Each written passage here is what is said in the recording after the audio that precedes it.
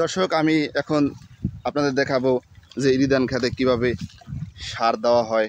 সার না দিলে ক্ষেতের কিন্তু অনেক সময় পোকায় ধরে, নোনায় ধরে, আর ক্ষেতের ফসল কিন্তু ভালো হয় না। দর্শক দেখেন, আমাদের গ্রামগঞ্জের যে কৃষি ক্ষেতে ইরিধানে এখন সার বুনবে জাকারিয়া ভাই। ভাই ভালো আছেন? ভাই কেমন আছেন ভাই? আলহামদুলিল্লাহ।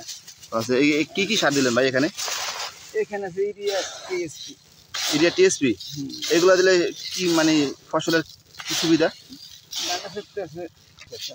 না না, কেমন না ভাই। এখন সার বোনার জন্য যাবে এই ইরিধান খেতে।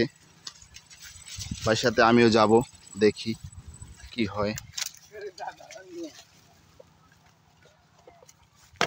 ইরিধান খেতে দেখেন দর্শক, ধানের যে আবাদ কিন্তু খুব ভালো হয়েছে।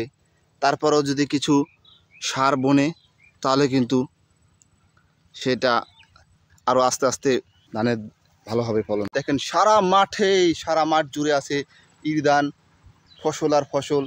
এই ফসল কিন্তু আমাদের জীবনের একান্ত প্রয়োজন। আমার এক বড় ভাই দেখেন সার বুনতেছে। যদি আমাদের ধান না থাকতো তাহলে কিন্তু আমাদের এই মাছে ভাতে বাঙালি কিন্তু বলা যেত না।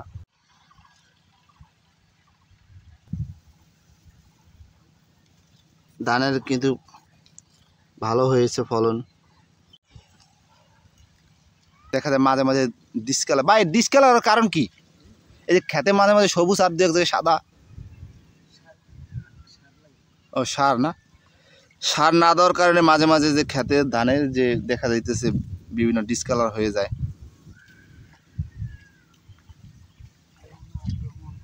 তারপর নোনা কমে যায়।